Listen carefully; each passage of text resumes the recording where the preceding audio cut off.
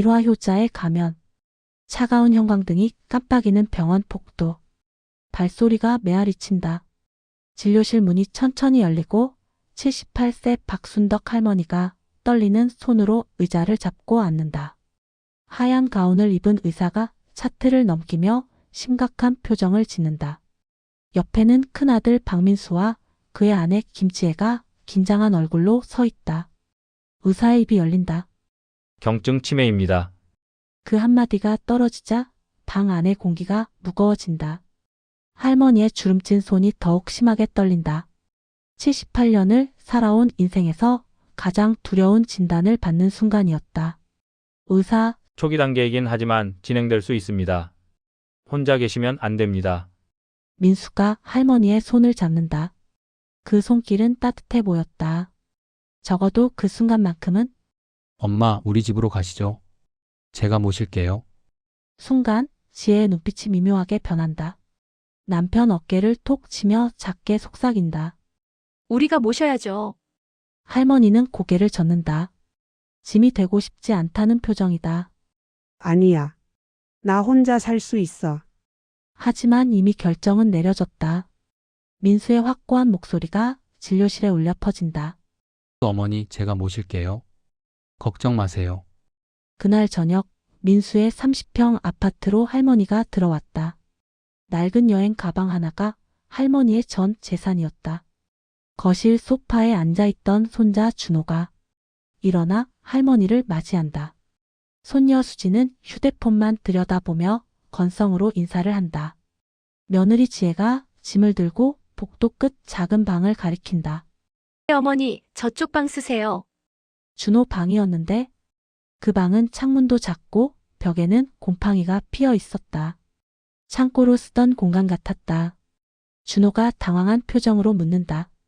엄마, 그럼 저는요? 넌 거실에서 자. 할머니가 더 중요하잖아. 할머니는 미안한 표정으로 짐을 끌고 작은 방으로 들어간다. 민수가 할머니를 안내하며 웃는다. 편히 쓰세요, 엄마. 그 웃음이 진심인지 가면인지 아무도 몰랐다. 같은 시각 서울 반대편 40평대 아파트. 작은 아들 박민준의 집은 깔끔하고 정돈되어 있었다. 식탁에서 저녁을 먹던 민준이 안도의 한숨을 쉰다. 형님이 어머니 모신다니 다행이야. 하지만 아내 수연은 젓가락을 놓으며 의심스러운 표정을 짓는다. 이상하지 않아요? 형님이 갑자기. 형님도 장남이잖아. 당연한 거지. 수연은 고개를 갸웃하지만 더 이상 말하지 않는다. 하지만 그녀의 직감은 정확했다. 뭔가 이상한 일이 벌어지고 있었다. 밤이 깊어간다. 할머니는 작은 방 구석에 혼자 앉아 낡은 가방을 연다. 그 속에서 오래된 통장 하나를 꺼낸다. 통장 표지에는 박순덕이라는 이름. 잔액란에는 3,124만 7천 원이라는 숫자가 찍혀 있다. 50년. 할머니가 이 돈을 모으는데 걸린 시간이었다. 식당에서 설거지하며 청소하며 단돈 1,000원, 10,000원씩 모은 돈. 그 돈에는 할머니의 땀과 눈물과 인생이 담겨 있었다. 할머니는 통장을 쓰다듬으며 혼잣말을 한다. 내 장례비.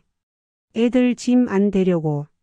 바로 그때 복도에서 민수 부부의 대화 소리가 새어나온다. 어머니 통장 있다던데? 3천만 원 정도.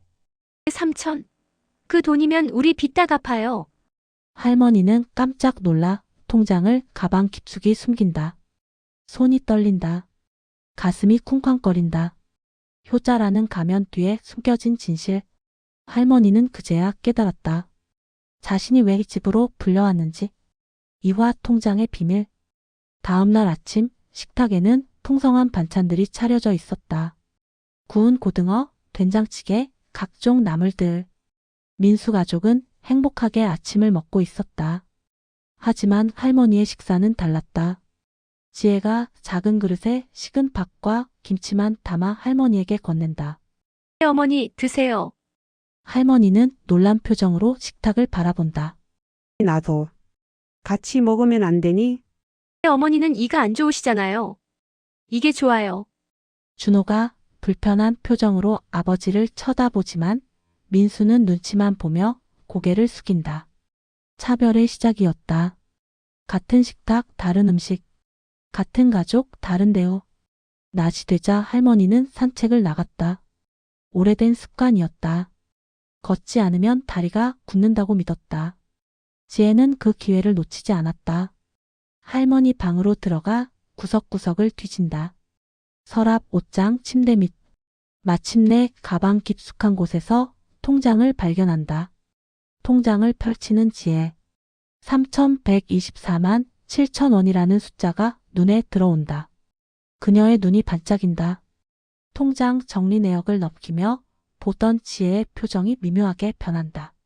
마이너스 민수 대학 등록금 보탬, 마이너스 출금 50만 원, 마이너스 민준 결혼 축의금, 마이너스 출금 30만 원, 마이너스 준호 태어날 때, 마이너스 출금 20만 원.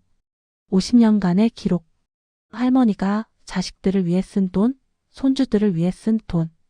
모든 것이 기록되어 있었다. 마지막 페이지에는 떨리는 손글씨로 메모가 적혀 있다. 내 장례식 비용. 아이들 짐 되지 말자. 지혜는 냉소적으로 웃으며 통장을 다시 가방에 넣는다. 장례식은 무슨? 우리 빚이 먼저지.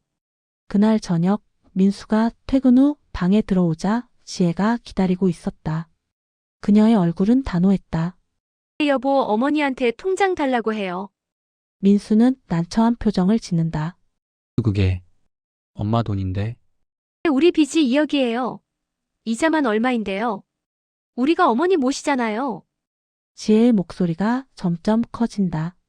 치매 환자 모시는 게 얼마나 힘든지 그게 다 공짜냐는 말들이 쏟아진다. 민수는 한숨을 쉬며 고개를 끄덕인다.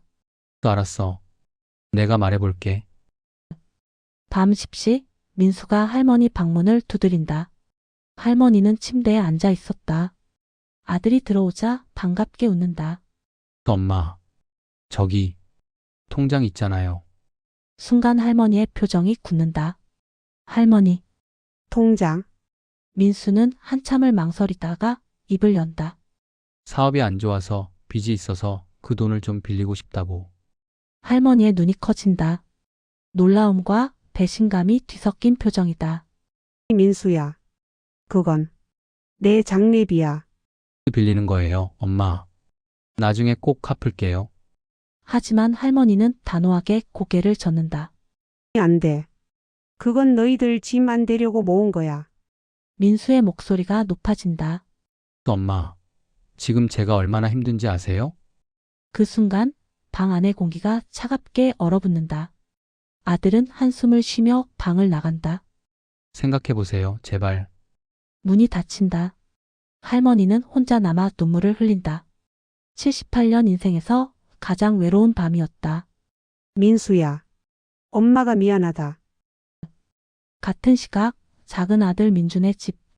아내 수연이 휴대폰으로 형님 집 근처 이웃에게 전화를 걸고 있었다. 언니, 우리 어머니 요즘 어떠세요? 통화를 하던 수연의 표정이 점점 굳어진다.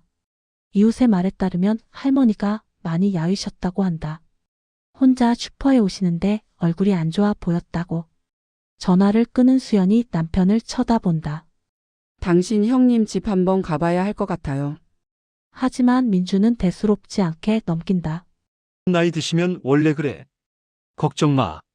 수연은 불안한 표정으로 창밖을 바라본다. 그녀의 직감이 말하고 있었다. 뭔가 잘못되고 있다고.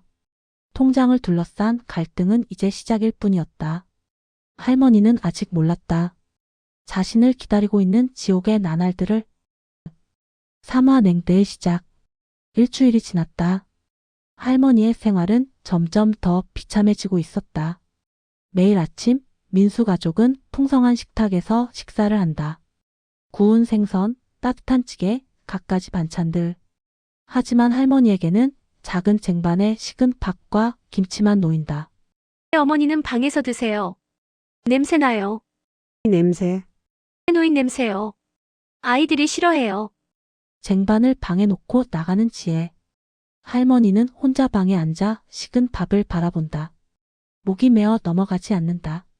거실에서는 민수 가족이 즐겁게 식사를 한다. 수진이 고등어를 맛있게 먹으며 엄마를 칭찬한다. 준호는 불편한 표정으로 할머니 방을 쳐다보지만 아무 말도 하지 못한다. 낮이 되면 할머니는 혼자 방에 앉아 있다. 창문 밖을 멍하니 바라본다.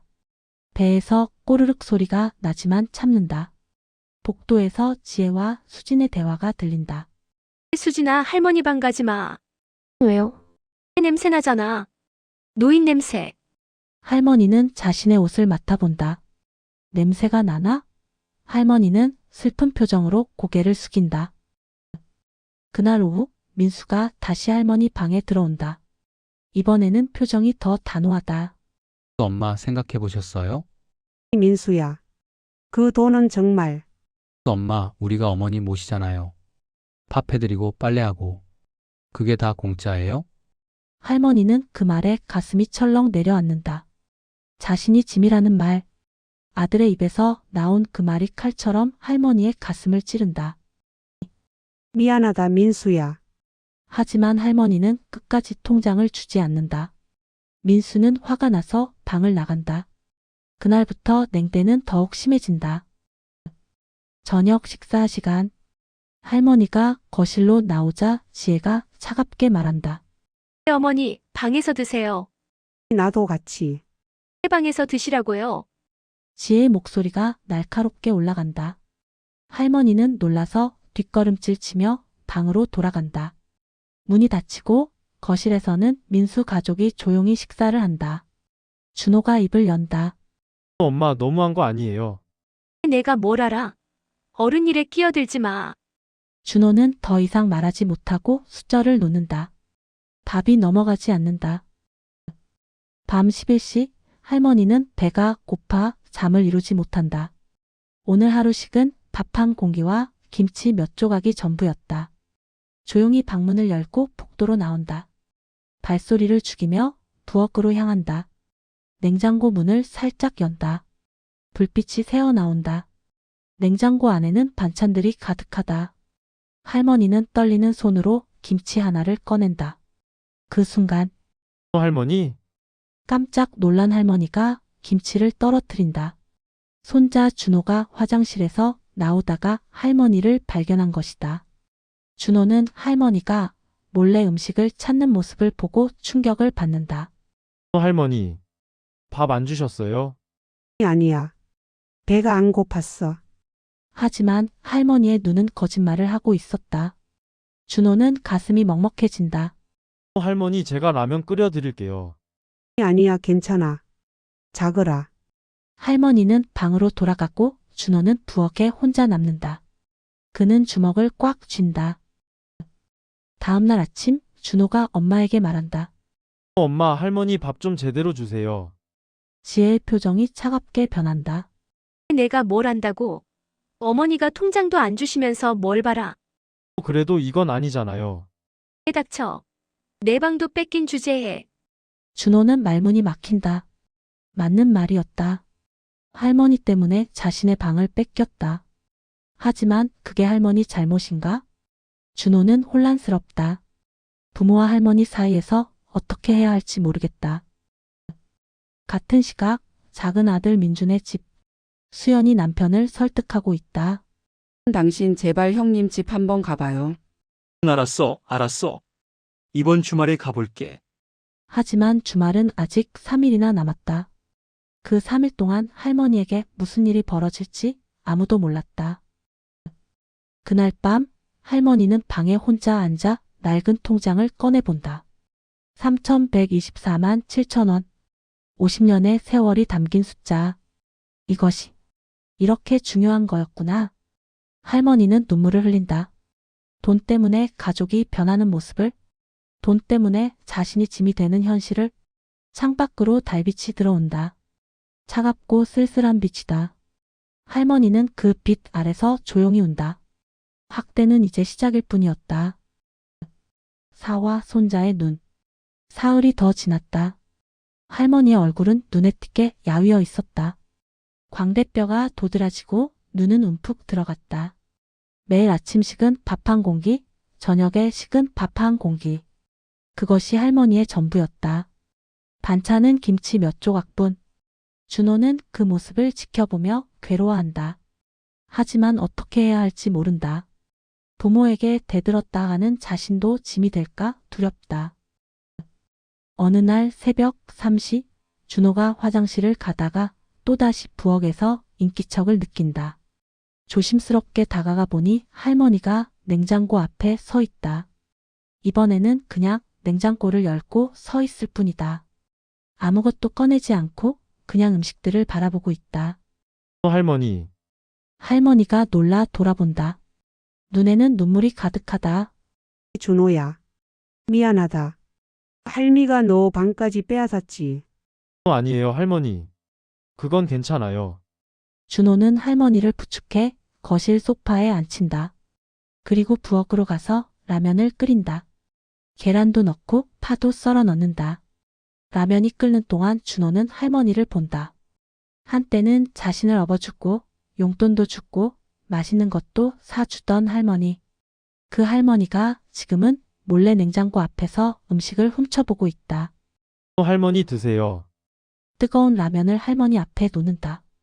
할머니는 눈물을 흘리며 라면을 먹는다. 너무 뜨거운데도 후후 불지 않고 그냥 먹는다. 얼마나 배가 고팠던 걸까? 고맙다, 준호야. 정말 고맙다. 준호는 할머니가 라면을 다 먹을 때까지 옆에 앉아 있는다. 그리고 결심한다. 더 이상 방관하지 않겠다고. 다음 날 아침 준호가 식탁에서 엄마에게 말한다. 엄마, 할머니 밥 좀 제대로 주세요. 어젯밤에 할머니가 냉장고 앞에서. 채 말을 끝내기도 전에 지혜의 따귀가 날아온다. 짝! 어디서 어른한테 대들어. 준호의 뺨이 빨개진다. 식탁에 앉아있던 민수와 수지는 충격에 빠진다. 여보, 너무한 거 아니야? 왜 당신은 입 닥치고 있어요. 당신 때문에 이 집이 이 모양이 됐잖아요. 지혜의 목소리가 거실에 울려 퍼진다. 작은 방에 있던 할머니도 그 소리를 듣는다. 준호는 뺨을 감싸며 자리에서 일어난다. 그리고 할머니 방으로 간다. 할머니 방. 준호가 들어오자 할머니는 울고 있다. 미안하다, 준호야. 할미 때문에. 할미 때문에. 할머니 잘못 아니에요. 준호는 할머니 옆에 앉는다. 그리고 말한다. 할머니 작은 아버지한테 전화해요. 여기 있으면 안 돼요. 하지만 할머니는 고개를 젓는다. 할머니 안 돼. 형제간에 싸우면 안 돼. 민수 힘들잖니. 할미가 참으면 돼. 할머니, 준호의 목소리가 떨린다. 눈물이 날 것 같다. 이건 참는 게 아니에요. 이건 학대예요. 그 단어를 듣는 순간 할머니의 눈이 커진다. 학대. 자신이 당하고 있는 것이 학대라는 것을 할머니는 인정하고 싶지 않았다. 아니야. 며느리도 힘들어서 그런 거야. 할미가 통장을 안 줘서. 할머니 돈인데 왜 줘야 해요? 준호는 더 이상 참지 못하고 방을 나간다. 그리고 자신의 휴대폰을 꺼내 작은 할아버지 민준에게 문자를 보낸다. 작은 아버지, 할머니 빨리 데려가세요. 여기 이상해요. 그날 오후 민준이 문자를 확인하고 깜짝 놀란다. 준호가 보낸 문자. 짧지만 심각한 내용. 여보, 봐. 수연이 문자를 읽고 표정이 굳는다. 그것 봐요. 제가 뭐라고 했어요. 민준은 더 이상 미룰 수 없다는 것을 깨닫는다. 당장 가봐야 한다. 지금 형님 집에 가자. 지금요? 응. 지금 당장. 오후 4시 민준 부부가 형님 집 앞에 도착한다. 초인종을 누른다. 잠시 후 지혜가 문을 연다. 아니, 동서. 왜 갑자기? 어머니 좀 뵙고 가려고요. 아, 네. 들어오세요. 거실로 들어선 민준 부부. 집 안 분위기가 이상하다. 준호는 방에 들어가 있고 수지는 휴대폰만 보고 있다. 민준 어머니는요? 방에 계세요. 좀 피곤하신가 봐요. 민준이 할머니 방으로 향한다. 문을 열자 작고 어두운 방. 곰팡이 냄새가 난다. 할머니는 침대에 앉아 멍하니 창밖을 보고 있다. 어머니, 할머니가 돌아본다. 민주는 그 얼굴을 보고 충격을 받는다. 2주 전에 봤던 할머니와는 완전히 다른 모습이다. 뺨은 움푹 들어가고 눈은 생기를 잃었고 몸은 비틀거릴 정도로 약해 보인다. 민준아, 어머니, 왜 이렇게 야위셨어요? 아니야. 괜찮아. 하지만 할머니의 목소리는 떨리고 있다. 민주는 방 안을 둘러본다. 작은 그릇에 식은 밥과 김치만 놓여 있다. 다른 반찬은 없다. 민준의 얼굴이 굳어진다. 거실로 나온 민준. 형 민수가 퇴근해서 들어온다. 오, 동생. 왜 왔어? 형님, 이게 뭡니까? 민준의 목소리가 높아진다. 민수는 당황한다. 뭐가? 어머니 상태 좀 보세요. 2주 만에 저렇게 야위시게 하면 어떡합니까? 나이 드시면 원래 그래. 나이 들어서가 아니에요. 제대로 안 먹여서 그런 거잖아요. 순간 지혜가 끼어든다. 뭐라고요? 우리가 어머니 모시는 게 얼마나 힘든지 알아요? 모시는 게 아니라 학대하고 있잖아요. 학대. 우리가 밥 해드리고 빨래하는데 그게 학대예요? 수연 형수님 어머니 방 좀 봤어요? 곰팡이 피었어요. 식사도 제대로 안 주시고. 지혜 목소리를 높이며 어머니가 통장도 안 주시잖아요. 우리 빚이 2억인데. 그 말이 떨어지자 방 안의 공기가 얼어붙는다. 민주는 형을 똑바로 쳐다본다. 형님, 설마 어머니 돈 때문에? 민수는 아무 말도 하지 못한다. 고개를 숙인다. 형님, 민수. 미안해. 민주는 주먹을 꽉 쥔다. 형을 때리고 싶다. 하지만 참는다. 어머니 모시고 갈게요. 뭐라고요? 데려가요? 당연하죠. 여기 두면 죽겠어요. 민준이 할머니 방으로 들어간다. 할머니의 작은 가방을 챙긴다. 어머니, 우리 집 가시죠. 할머니 눈물을 흘리며 아니야. 형제끼리 싸우면 안 돼. 어머니, 여기 있으면 안 돼요. 할머니를 부축해 일으킨다. 할머니는 비틀거린다. 너무 약해진 것이다. 거실을 지나가는데 민수가 막아선다. 민수, 동생. 미안해. 내가 미쳤었어. 형님, 길 비켜주세요. 동생, 제발. 한 번만. 민준 형님, 민준의 목소리가 거실에 울려 퍼진다. 형님은 효자가 아니었어요.